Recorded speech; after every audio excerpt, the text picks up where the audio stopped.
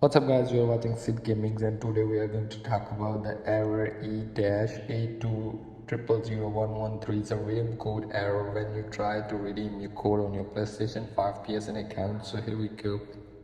To redeem code, here you just add your redeem codes, but you get the error, a region error or something. You are not going to redeem the codes.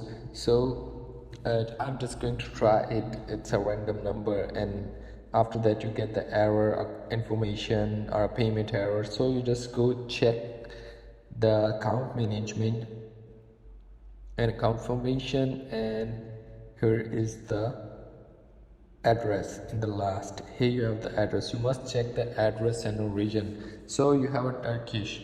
If you have a US, then you must buy a PSN code, a US gift card. If you have a Turkish, then you buy a Turkish gift card. If you have an Arabic Middle East, you can buy a Middle East gift card, then it will be add. After that, if you have a different region or a different PSN code, redeem code, then it not gonna work. So that's how you fix.